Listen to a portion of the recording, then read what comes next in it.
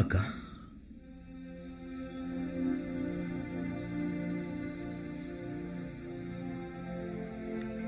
అక్క, ఇంకోసారి నువ్వు నన్ను అలా పిలవద్దు.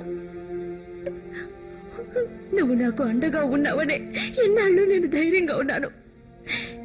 నేను నిన్ను తోడబుట్టిన వాళ్ళ చూడలేదు, నా కొడుకులా చూశాను, నా కన్న కొడుకులా. తాగి తందనాలాడి బావి దగ్గర పడుకొని ఉన్నాడు.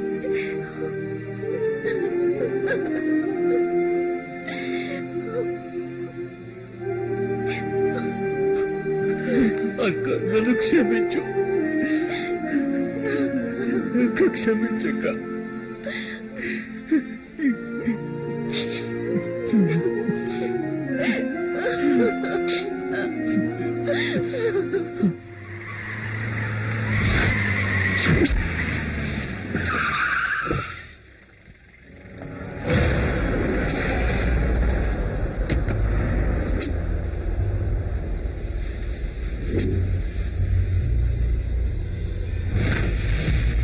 Some of that jazz for your mind, some of that jazz for your heart, some of that jazz for your soul, some of that jazz for your mind, some of that jazz for your heart.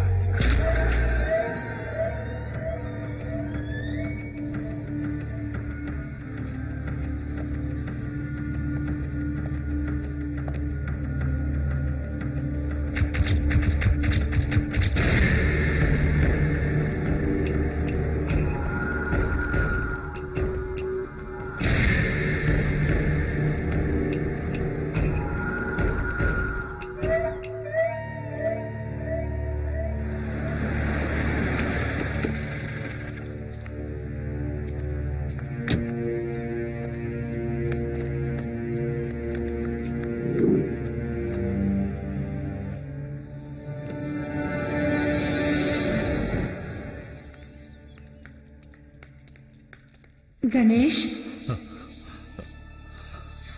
Ganesh, Babu Ganesh.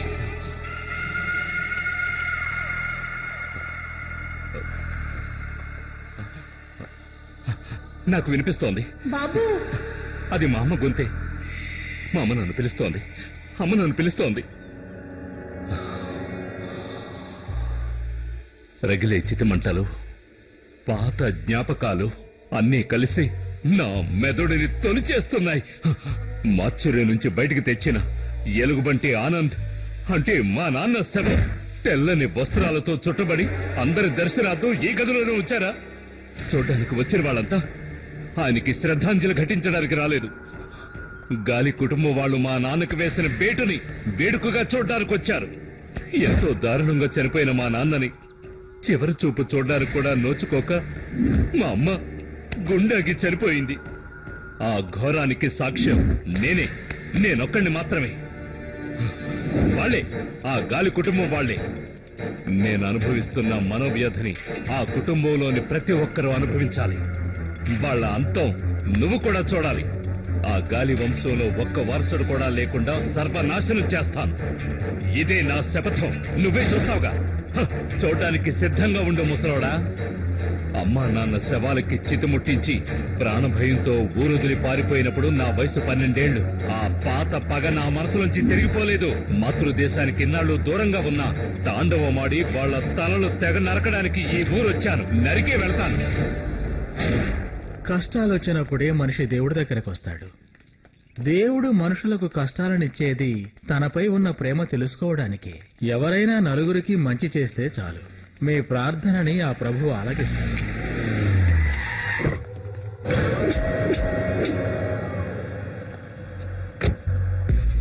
Some of that jazz for your mind, some of that jazz for your heart. నమస్కారం. ఎవరని ఆశ్చర్యంగా ఉందా? మీ దౌర్జన్యాలకి 12 ఏళ్ల వయసులో పారిపోయిన వాడు మళ్లీ ఎందుకు తిరిగొచ్చాడా అని ఇప్పుడు మీ అందరి మనసుల్లోనూ ఒకటే కన్ఫ్యూషన్ ఏర్పడి ఉంటుంది. అది సహజం. సునామీ రావడానికి ముందు భూకంపం ఏర్పడుతుంది. అది సహజమే. సర్వశక్తివంతుడై దుష్ట సంహారకుడై గుండెల్లో రగిలిపోతున్న పాత పగను తీర్చుకోవడానికై నేను చెప్పేది మీకు అర్థం కాలేదనుకుంటాను కదూ. అర్థం అవుతుంది ఏదో ఒక రోజు. అంతవరకు మీలో ఎవరిని కూడా నేను నిద్రపోనివ్వను. Just wait and see. Gauri సత్యాగ్రహం జిందాబాద్. గౌరీ సత్యాగ్రహం జిందాబాద్. బ్రహ్మానందం రాజీనామా చేయాలి. Down down Brahmanandam. Brahmanandam down down. Gauri సత్యాగ్రహం జిందాబాద్. గౌరీ సత్యాగ్రహం జిందాబాద్. ఆపండి. కడుపు కింద తిని మళ్ళా పోరాటం సాగించండి. వాళ్ళకి ఏదైనా ఇప్పించండి అయ్యా. ఆగవయ్యా. ఇంతవరకు బాబీతో టార్చర్ అనుకుంటే ఇప్పుడు వీడు మొదలు పెట్టాడు. మీరందరూ కలిసి నన్ను అవమానించాలనే నిర్ణయించుకున్నారు. ఈ పంచాయతీ ప్రెసిడెంట్ పదవింటేనే పెద్ద తలకాయ నిప్పైపోయింది. బ్రహ్మానందం తను చేసిన తప్పుని ఒప్పుకోవాలి. బ్రహ్మానందం తను చేసిన తప్పుని ఒప్పుకోవాలి. గురించి ఎంత దారుణంగా మాట్లాడుతున్నారా? హరిశ్చంద్రులు లాంటి వాడిని నా గురించి ఇలా మాట్లాడతారా? ఒట్టేసి చెబుతున్నా, ఇక్కడ కూర్చుందే గౌరీ ఈ అమ్మాయి ముఖం కూడా నేను ఇంతవరకు చూడలేదు. అది మాత్రం నిజమేనండి. చీరలు నగలు కొనిస్తానని ఒంటరిగా గదిలోకి తీసుకువెళ్లి పవర్ కట్ సమయంలో మొహం మీద గుడ్డేశారుగా. నా మొహం ఎలా కనిపిస్తుంది? ప్రెసిడెంట్ రాజీనామా చేయాలి. మీ ఆశలన్నీ కల్లో కూడా నెరవేరవు. అర్థమైందా? ప్రెసిడెంట్ రాజీనామా చేయాలి. ఆ, ఇప్పుడు మీ అందరికీ ఒక నిజాన్ని చెప్పబోతున్నాను. నాకు తండ్రి అయ్యే అదృష్టమే లేదు.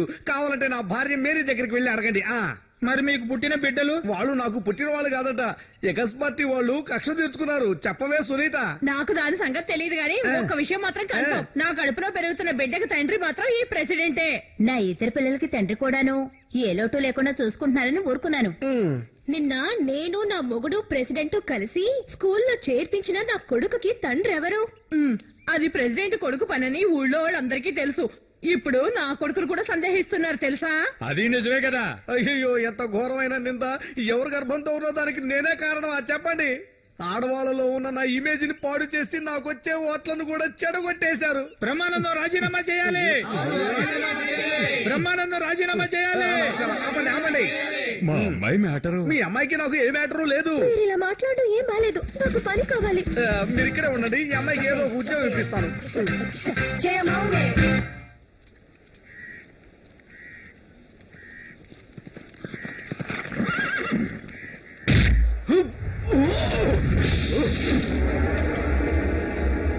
జగత్ కిలాడి బాబీ, ఏంటి భయపడ్డావా?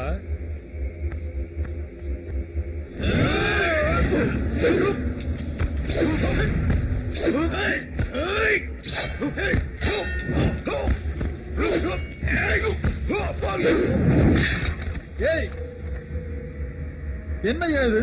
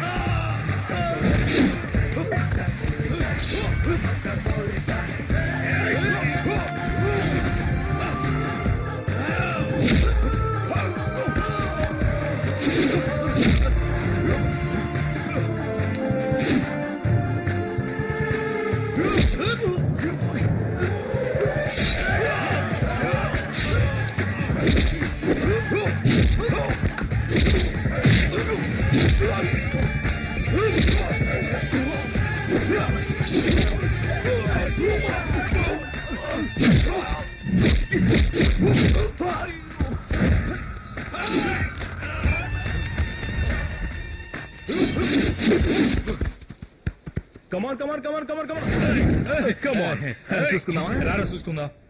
ఏంట్రా చూస్తున్నావు?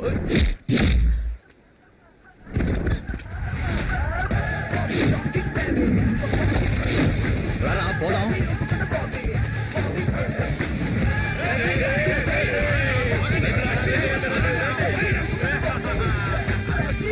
మళ్ళీ తీయండి రా. తాళాలు కనిపించట్లేదు. వాడి చావు చూడాలి. అదే నా లక్ష్యం. అమ్మా నాన్నల చితికి నిప్పంటించి ఊరొదిలి పారిపోయానే భయంతో. ఆ గాలి బ్రదర్స్ ఆగడాలు తట్టుకోలేక పారిపోయాను. ఎక్కడికో ఎందుకో గమ్యం ఏంటో తెలియని ప్రయాణం. అలా పరిగెడుతూ నాకేమాత్రం పరిచయం లేని ముంబైకి వెళ్లి చేరుకున్నాను. ఆ మహానగరం చేరుకున్నాక ఆకలి కడుపుతో ఉన్న నాకు ఒక కేక వినిపించింది. ఓ చావు కేక. ఆ భయంకరమైన దృశ్యాన్ని కళ్ళారా చూశాను. ఎవరో ఓ వ్యక్తి ఓ సేటు కంఠంలో బలంగా కత్తిని గుచ్చాడు. రక్తపు మడుగులో కొట్టుకుంటుంటే అతన్ని పట్టించుకోకుండా ఆ సేటు దగ్గరున్న డబ్బుని నగల్ని తీసుకొని వెనక్కి తిరిగి చూడకుండా పారిపోయాడు. ఆ సంఘటన నా మనసులో భయాన్ని కలిగించలేదు, నాకు కొత్త దారిని చూపించింది. మాఫియా ముఠాలతో సంబంధాలు ఏర్పరచుకొని ఆ మహానగరంలో ఓ పెద్ద డాన్ గా అవతరించాను. ఇప్పుడు స్విస్ బ్యాంకులో కోట్ల కొద్ది నల్ల డబ్బును దాచిపెట్టి ఇక్కడికి రావడానికి కారణమేంటో నీకు ఎన్నోసార్లు చెప్పాను. ఆ గాలి కుటుంబం మొత్తం నా చేతిలోనే అంతమవ్వాలి. అదే నా ఆశ. కొట్టవరా దెబ్బ. నువ్వేరా సరైన మగాడివి.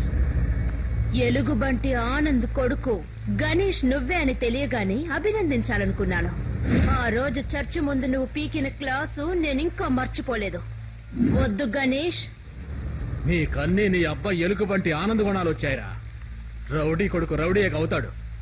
ఈ శకుని మామ దగ్గర చేరావుగా, ఏదో ఒక రోజు నువ్వు వీడి కుట్రలోనే చేస్తావు.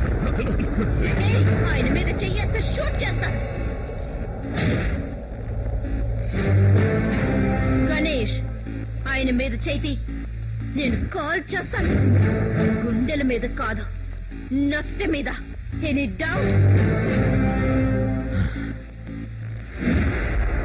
మళ్ళీ నువ్వు ఓవర్ యాక్టింగ్ చేసావో ఏ గణేష్, నీ మెడకాయ మీద తలకాయ ఉండదు. వెళ్ళిరానా బ్రదర్?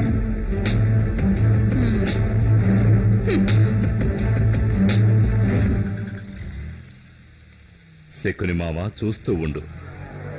నేను ఆడే ఆటలో వాళ్ళెలా చిత్తుగా ఓడిపోతారు. ఏమీ బాగాలేదు. మగాళ్ళంటే కాస్త రొమాంటిక్ గా ఉండాలి. అది ఎక్స్పోజ్ చేయడం తెలియాలి. అది వదిలేసి ఇలా మజిల్స్ చూపించడంలో ఏ ప్రయోజనం లేదు. ఓహో అలాగా. ఓ పంచే, నా బండెక్కు, నా రొమాంటిక్ పవర్ ఏంటో అప్పుడు చెప్పు.